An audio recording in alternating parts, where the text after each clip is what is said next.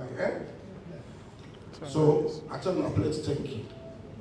Today, there are very prominent things that we can talk on. Very prominent and relevant issues. When you want the phases, we don't vote me now. You know, say, we need business. But let's start with the usual updates.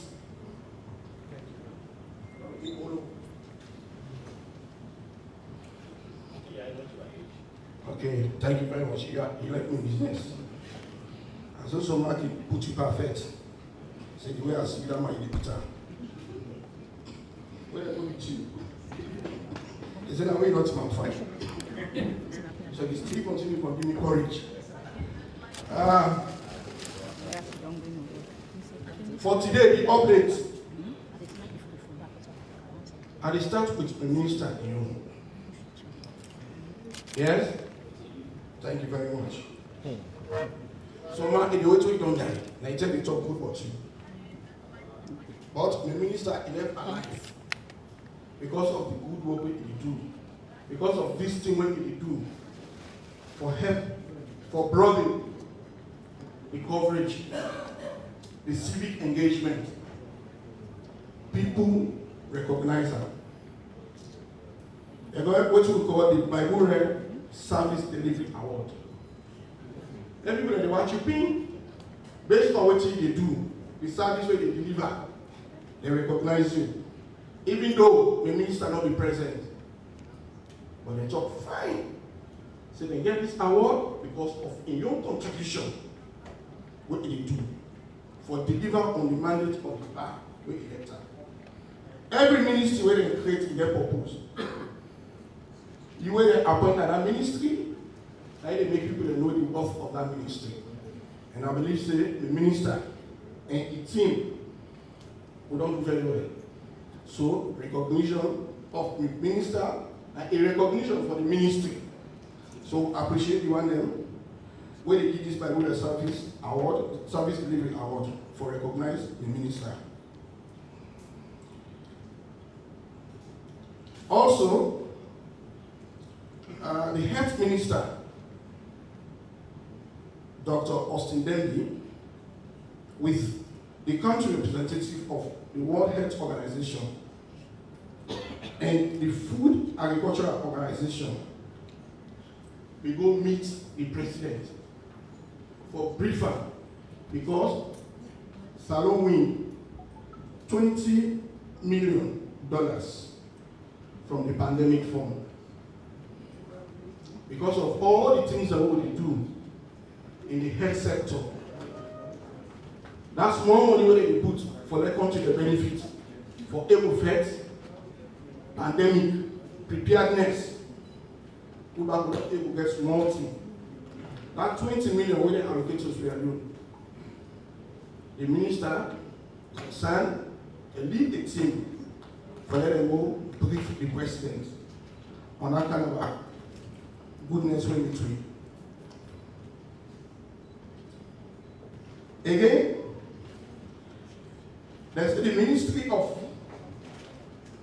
Communication, Technology and Innovation. We don't sign some party business with prominent organizations. Waiting this party business for, now for them to make sure say we universities get internet connectivity. All man I use small code I do know. You want to make one girl talk say nothing not happen. We wait learn before now. We the research. Now book way old for the grandpa, now they worried. You take 30. Now internet connectivity. Now with universities. They don't even pilot them. Now when you go for big college. Say the 31st, now free internet service. You are not be so. You are a day. So come up later. But a day. You want to know not be day, but a day now.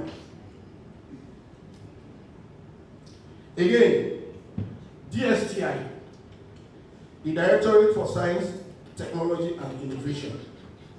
They don't couple all the syllabus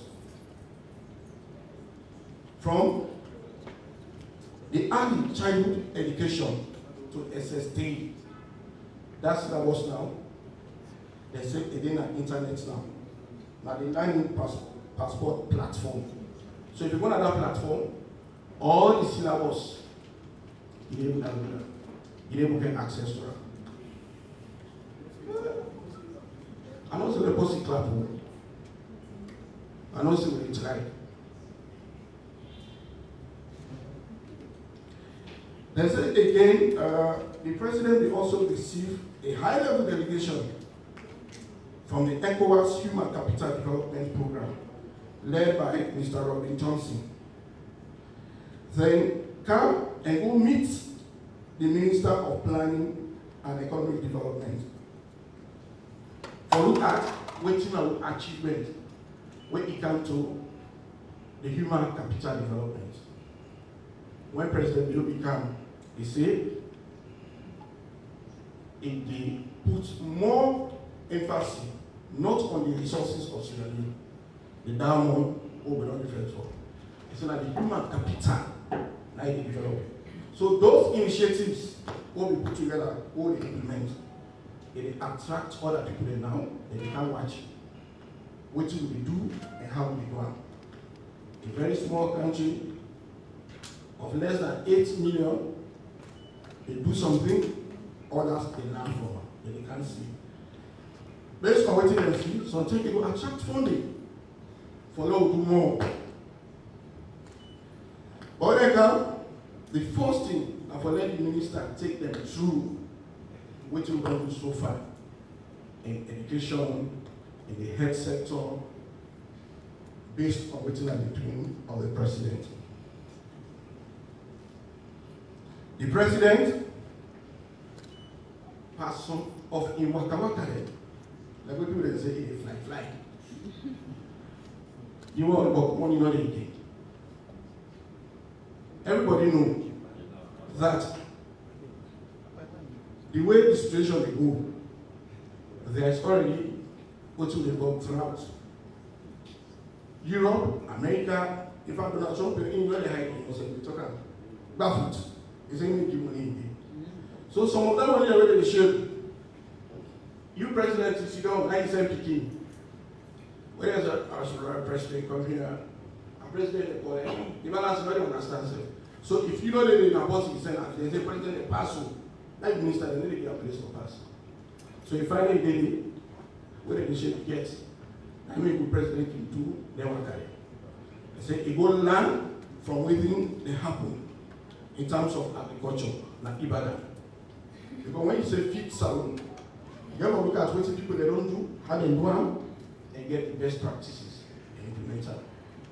So you see, the buying self, innocent person, they go for Golan. We also see inside the Ministry of Gender and Children's Affairs commemorate the International Women's Day. But good people there, including the Vice President, Bididi, for honor that day. We get reason for celebrate that day because we don't do tremendous efforts for narrow the gap between man and woman in the competition. If we don't able to get 30% representation across board, in parliament, in cabinet, in other positions, then we get right for celebrating that particular day. Because what it stands for, like the president try to achieve. But putting Apple, but I will just trying to say those two things. Ladies and gentlemen, today panel, they bring to you what they are called the purpose of existence. Like why we can here. First and foremost, you need to define why I need for this at the press conference. Is it really relevant to me?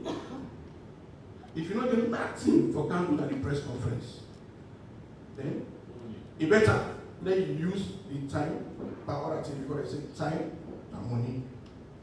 So when the president creates ministries, and on purpose, they're going to divulge communication from information and add civic education. Meaning, we need, as a Minister of Information and Civic Education, for expand with civic engagement, for open space, for engage more, for let the message reach at the last mile. I mean, people communication, they bring civic education. For let me tell the Israelian, who am I? What to make you Israelian? So when the president gets a second opportunity in 2023, one of the ministries where he really pay attention to, like the one where the Ministry of Public Administration and Political Affairs. Because back in five game changers, they get what you call revamping the public administration or public sector. So, a gentleman was appointed to that ministry. And one of the mandates where he gets, and for them to see how our public sector, when I talk about public sector, and you look at why we really need for look at the public sector, just put Siratel against Orange or Africell. Take National Insurance Company, put her against other insurance companies. Anyone with Siratel or National, compare to others, and you will see why we will pay attention to our public sector. So for today's panel, we have a minister charged with that responsibility.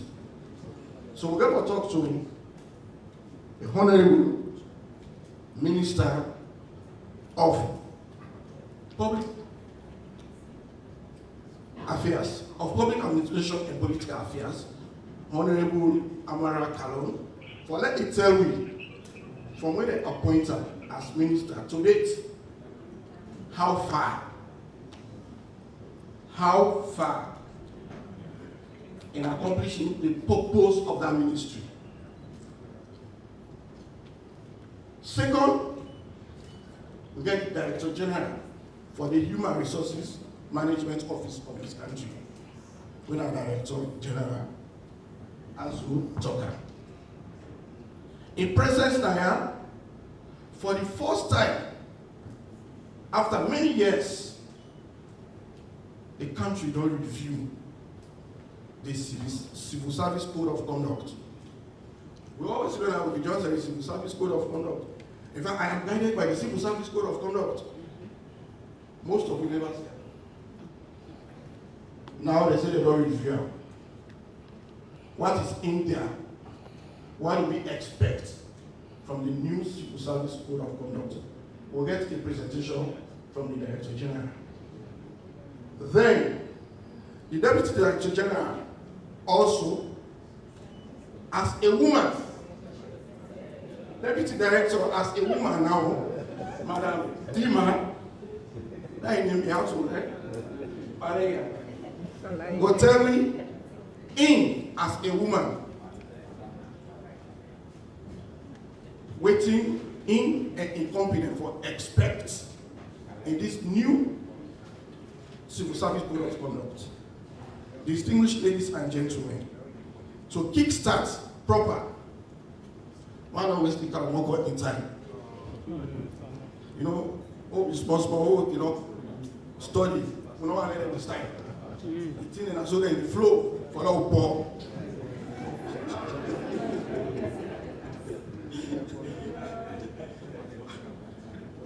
His Excellency, to this platform, I want to explain to this conduit and a capable message as the minister, how far have we gone to meet the expectations of HE in revamping public sector. Thank you very much, Sheikh Hafiz Mufti. I mean, man, all they inside, holding a cabinet now too. And it's how they say ministers then, what they say, what they call like, you know, they mean I think second imam, I mean sister.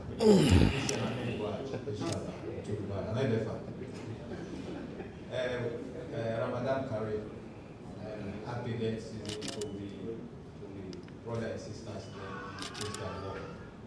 there. So much has not happened during the period of that review since August 17, 2023, where His Excellency the President deemed it necessary for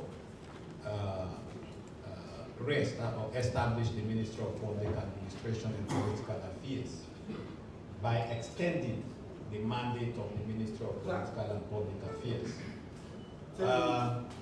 The first thing we do as a ministry now for demystify, or people understand what this public administration is all about. Yeah. So we want to let people that know what is the inside this public administration. So we get an international conference. We bring countries that we don't do reforms. The Kenya, the Egypt, the South Africa, all the way Ghana. We bring them down. They all can discuss about this reforms. And from that conference, then we will define the agenda before going to the strategic roadmap. And I'm happy for Toknaya saying, Mr. Minister, that we now get a strategic roadmap. We now define how we can carry out this reform. And many times I don't get media people in the office. Mr. Minister, we will not say anything here. The question here is what we ask ourselves. The Ministry of Public Administration and the reform of the public service is not something where it is not tangible. I think that we don't see. First of all, I clear that Mr. Minister, that I think that we don't see the outcome. You will see the output. For example, we haven't seen the service codes. We have not reviewed. This is the one. You will see it because it's an output. We have reviewed it. It has now been presented. But the outcome of this, you know, is seen physically. Because that behavioral pattern is how people behave. Now in this document, they try to talk about. So that was saying, you go to the hospital, people they see the hospital, and see where you give injection to people, then you see the medicine, then you see the doctor, then you see people that they wear. No, that's not how it works. So you put at school, you put beginning at school, you put teacher the day, and you see beginning they go class 1, class 2, class 3, then you see them go university, and they get money, they bills as the outcome. No, that's not how it is. The reform, public service, the reform is about mindset, and people their mindset and change, behavioral pattern. Now I talk about the reform of the public service. So the national transformative strategy give me 8 pillars. What they look at, what believe see. When we do a scoping mission for understanding the status quo of the public service of Sierra Leone, we come up with those 8 recommendations as a solution, not a complete solution, but a solution where we lead with for them to get a public service in Sierra Leone where will be answerable to the needs and aspirations of the people. So one of the pillars are the institutional restructuring. We ask ourselves the question, do we really get, all the institutions will get about 150 or something, government institutions, are they really relevant? They're really relevant to the development agenda of Sierra Leone. We see a lot of institutions that get conflicting mandate, responsibilities. You see that in two, 3 institutions, they do the same thing, we collect money from the same government COFA. So it's wastage. So we say let's do organizational structure. So therefore do an institutional assessment and look at those MDAs there and look how they get conflicting mandates and make recommendations for rationalization. So meaning therefore repeal, so we say okay, this one and 2, let them go first.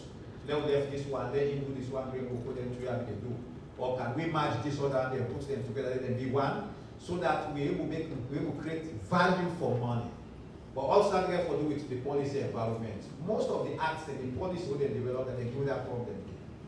And the last day will begin a cabinet where this trouble come between NACID and NCD. Yes, we get small broadly. And if you look NACID their act, you look NCD their act, they're almost not the same. Not the same. So we have to look at whether we have to match them and make them one. Because you cannot have the two of them doing the same thing with the same policy, with the same act, doing the same thing, taking money from the COFA. So either we create one or we match them. The same thing, there are a lot of institutions where they call them. The second to so look at human resource management, we call that the Director General Sidonaya. How do we manage the human resource of this country? In terms of recruitment or the need for recruitment right up to the exit strategy, somebody called retirement. How we onboard or recruit people them, how they onboard them into the system, how they promote them, how they transfer them, which are the competence do we have to look for transfers for promotion, how we have to say this person don't look for retirement and all the rest of it. We have to look at those human resource management processes and systems and do a thorough review, and one of the two we have to digitalize them so that people they have access and understand what they have. The other one pillar what we look at, we say they look at capacity building. If you look at the job family, the different job families in the public service, you look at the teacher, you look at the health service, you look at the security, you look at the judiciary, you look at the legislative, we don't get capacity. There is no capacity. So if you find out, say, people then they put their effort, but we always limit ourselves to the British system when we left you. Takes it in at the same HR system, takes it in at the same teacher curriculum we develop, takes it, they will not shift it.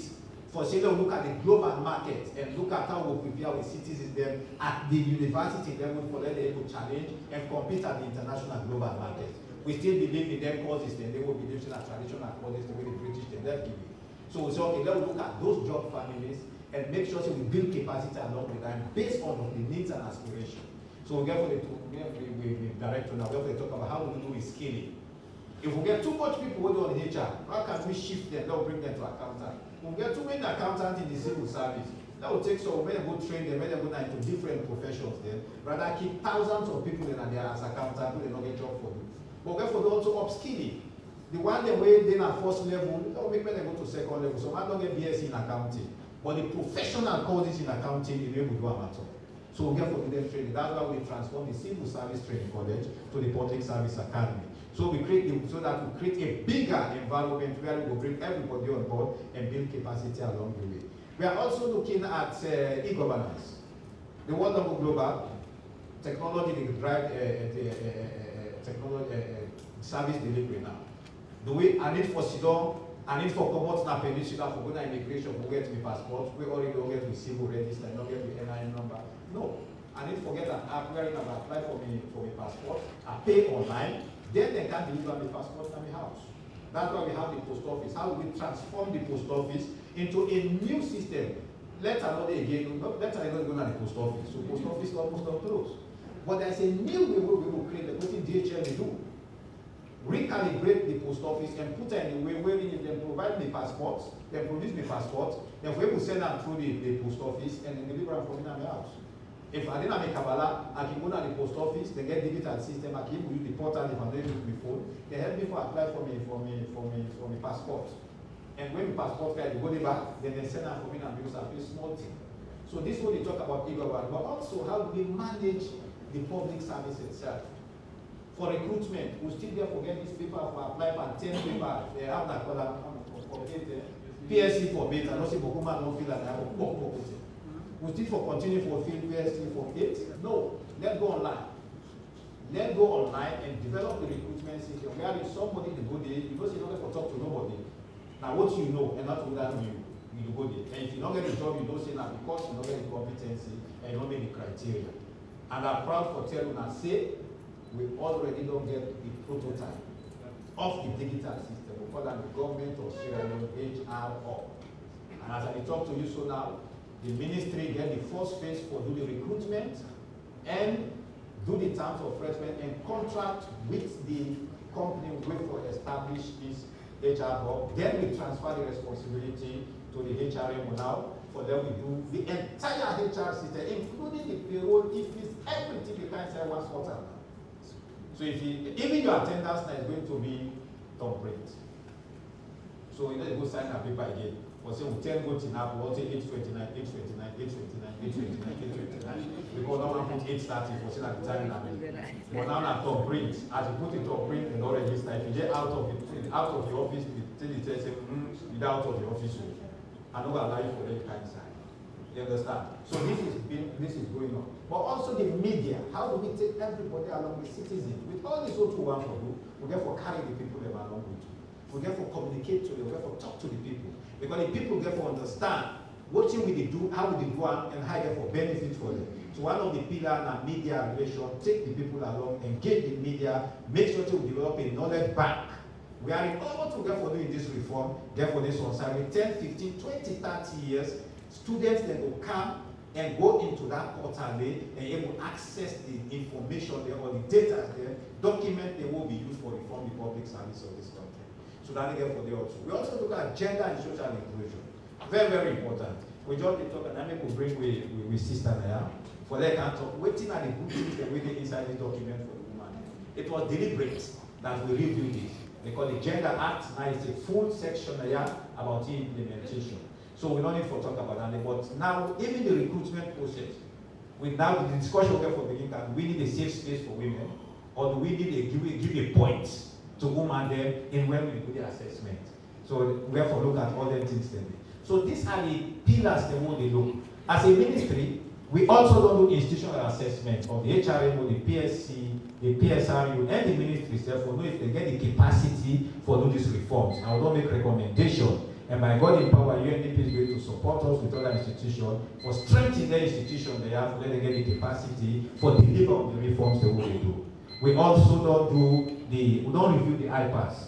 This IPAS, I can use for assess people there and know if the things they wait for you for the year, you really need them. We don't review them. We don't make the don't do the validation. We go into now for develop a policy on how we for implement them and make sure say anybody when you go through that IPAS day, you will not say you do them the way you for do them. And finally, as a ministry, the transformation of the ministry is very critical. And they invite you now that the ministry go see the new changes should happen. You know, so chair they don't do the past 20 years. we don't begin put them small. And when you go there, you will see the transformation in technology, you know, in the ministry. And now the ministry don't reposition for that. Finally, we get the steering committee.